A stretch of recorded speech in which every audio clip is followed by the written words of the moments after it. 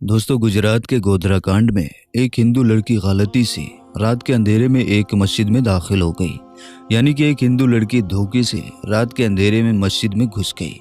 उसके बाद में उस लड़की के साथ में जो कुछ हुआ, मस्जिद के मौलाना ने जो कुछ किया, उसके बारे में जानकर यकीनन आप लोग भी हैरान और परेशान हो जाएंगे। इसलिए दोस्तों, आज की ये वीडियो आप सभी के लिए बहुत ही ज़्यादा ख़ास है। आप हिंदू हो या मुसलमान हो, आप इस वीडियो को आखिर तक ज़रूर देखें। और अगर आपको वीडियो पसंद आए तो दिल से एक लाइक करके शेयर भी कर दें, ताकि और भी लोगों के पास ये वीडियो पहुंच जाए। तो चलिए दोस्तों, बिना किसी देरी के वीडियो की शुरुआत करते हैं।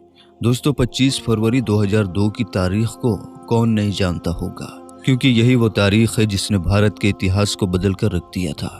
यही वो तारीख है जिसमें गुजरात के गोधरा में हिंदू और मुसलमानों के बीच में दंगे शुरू हुए थे, जिसमें हजारों बेकसूर लोग मारे गए थे। उसके बाद में पूरे गुजरात में हिंदू और मुसलमानों के बीच में बहुत ही ज्यादा तनाव फैल गया था। आज जो वाकया हम आपको यहाँ पर बताने वाले हैं, यह वाकया इसी गुजरात के दंगे का बताया जा रहा है। कहा जाता है कि 25 फरवरी 2002 को दिन में एक ट्रेन में आग लगने की वजह से हिंदू और मुसलमानों के बीच में लड़ाई होनी शुरू हो गई, जो रात तक बढ़ते बढ़ते बहुत ही ज्यादा बढ़ गई थी। फिर रात के वक्त लोग टोलियों की शक्ल में सड़कों पर घूमने लगे और बेकसूर लोगों पर हमला करने लगे। इसी रात गुजरात के अहमदाबाद शहर में एक हिंदू लड़की अपने घर जा रही थी। इसी बीच उसने देखा कि सामने से सैकड़ों की तादाद में लोग अपने हाथों में तलवार लिए और शोर शराबा करते हुए आ रहे हैं। ये देखकर वो हिंदू लड़की बहुत ज्यादा घबरा गई और इधर उधर भागने लगी। वो बहुत से घरों के दरवाजे पर गई, मगर ऐसे हालात में किसी ने भी अपने घर का दरवाजा नहीं खोला। ऐसे में वो लड़की बहुत ही ज्यादा डर गई थी।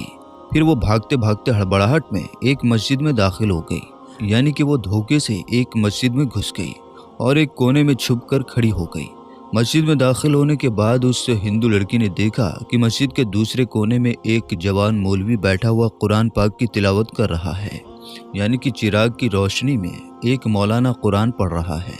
मौलाना को देखकर फिर वो हिंदू लड़की उसके पास गई और उनको बाहर का सारा माजरा बताया। यानी कि उस मौलवी को सब कुछ बता दिया कि वो ऐसे ऐसे अपने घर को जा रही थी, मगर उसके सामने से दंगाई आ गई, इसलिए वो डर के मारे यहाँ पर आकर छुप गई है। फिर वो हिंदू लड़की मौलाना के सामने हाथ जोड़कर कहने लगी कि आप मुझको बचा लीजिए, आप मेरी हिफाजत कीजिए। अगर मैं इस वक्त यहाँ से बाहर गई तो बाहर खड़े दंगाई मुझको मार डालेंगे। अभी बाहर के हालात बहुत ज़्यादा ख़राब हैं। ऐसे माहौल में अब मैं अपने घर नहीं जा सकती हूँ, इसलिए अब मैं रात भर यहीं पर रहकर रात गुजारना चाहती हूँ। फिर वो हिंदू लड़की हाथ जोड़कर मौलवी से कहने लगी, मैं आपके सामने हाथ जोड़ती हूँ, आप मुझे रात भर यहाँ ठहरने की इजाज़त दें। दोस्तों, लड़की की इन बातों को सुनने के बाद मौलवी साहब उठे और मस्जिद के दरवाजे पर पहुँचे और बाहर के हालात देखने लगे। मौलवी साहब ने देखा कि बाहर के हालात वाकई में बहुत ही ज़्यादा ख़राब हैं। सैकड़ों की तादाद में लोग हाथों में डंडे लिए इधर उधर घूम रहे हैं और बहुत से लोग मस्जिद के बाहर हाथों में तलवार लिए खड़े हुए हैं। ये देखकर मौलवी साहब बहुत डर गए। उन्होंने मस्जिद का दरवाज़ा बंद किया और अंदर आकर उस लड़की को मस्जिद में ठहरने की इजाज़त दे दी। अब वो हिंदू लड़की मस्जिद के एक कोने में आकर बैठ गई। वही मस्जिद के दूसरे कोने में मौलाना साहब फिर से कुरान पढ़ने में मशरूफ़ हो गए। यानी कि कुरान पाक को पढ़ना शुरू कर दिया। उस मौलाना के सामने एक चिराग रखा हुआ था जो जल रहा था। अब वो हिंदू लड़की दूसरे कोने में बैठी मौलाना साहब को देख रही थी। तभी उस लड़की ने देखा कि मौलाना साहब ने कुरान पढ़ने के दौरान अपनी उंगली को चिराग में डाल दिया और अपनी उंगली को जलाने लगे। फिर थोड़ी देर के बाद में मौलाना ने वापस अपनी उंगली को चिराग से बाहर निकाल लिया और फिर से वो कुरान पढ़ने लगे। दोस्तों, थोड़ी देर के बाद लड़की ने देखा कि वो मौलाना फिर से वही काम करने लग गए हैं। यानी कि उन्होंने फिर से अपनी उंगली को चिराग में डाल दिया है और थोड़ी देर जलने के बाद उन्होंने वापस उंगली को बाहर निकाल लिया है। यानी कि अपनी उंगली को पीछे कर लेते हैं और फिर से कुरान पाक को पढ़ना शुरू कर देते हैं। मस्जिद के दूसरे कोने में बैठी वो हिंदू लड़की ये सारा मंजर अपनी आंखों से देख रही थी। ये देखकर वो लड़की हैरान और परेशान हो गई और सोचने लगी कि ये मौलाना कहीं पागल तो नहीं हो गया है, जो बार बार अपनी ही उंगली को आग में जला रहा है। खैर दोस्तों, सोचते सोचते उस लड़की की आंख लग गई, यानी कि उसको नींद आ गई और फिर वो पूरी रात ऐसे ही निकल गई और सुबह हो गई।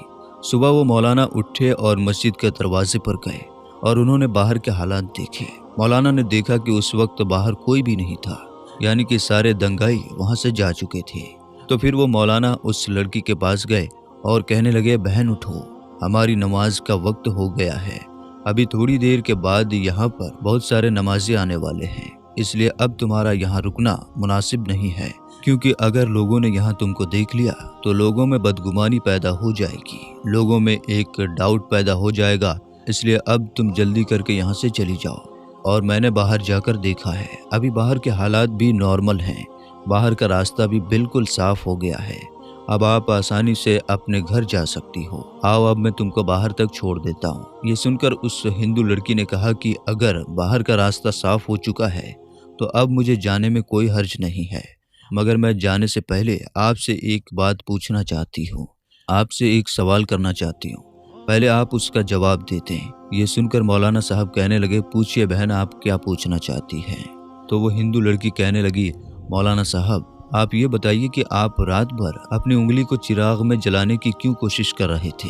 تو یہ سن کر مولانا صاحب کہنے لگے، بہن اس کے بارے میں آپ نہ ہی پوچھو تو اچھا ہے، کیونکہ یہ میرا ذاتی معاملہ ہے، اس لیے میں اس کے بارے میں آپ کو نہیں بتا سکتا ہوں۔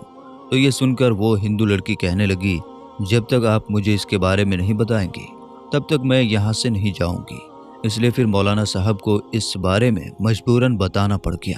پھر وہ مولانا صاحب کہنے لگے، دیکھو بہن، بات دراصل یہ ہے کہ جب تم رات کے وقت میں یہاں پر آئی تھی تو تمہاری خوبصورتی کو دیکھ کر شیطان نے مجھ کو بہکانا شروع کر دیا تھا، اس لیے پھر میرے دل میں نفسانی خواہش بڑھنے لگی تھی، یعنی کہ تم کو دیکھ کر میرے دماغ میں غلط اور گندے خیال آنے لگے تھے اور وہ مجھ کو بے چین کرنے لگے تھے۔ اس لیے فوراً میرے دل نے مجھ سے کہا کہ اگر تم برا کام کرو گے، اگر تم غلط کام کرو گے تو کل قیامت کے دن تجھے جہنم کی آگ میں جلنا پڑے گا، جو اس دنیا کی آگ سے 70 گنا زیادہ بھینکر ہوگی، اس لیے پہلے تم اس دنیا کی آگ کا مزہ چکھ لو۔ اس لیے پھر میں نے اپنے دل کی بات کو مانتے ہوئے اپنے جسم کو آگ کے حوالے کر دیا اور اپنے جسم کو آگ کا مزہ چکھانے لگا اور اپنے نفس سے کہنے لگا کہ اگر تمہیں آگ کی تپش کو برداشت کرنے کی طاقت ہے تو پھر تمہاری مرضی ہے، تم جو چاہو کر لو، اگر تم اس کو برداشت کر سکتے ہو تو پھر تم یہ گناہ کر لو۔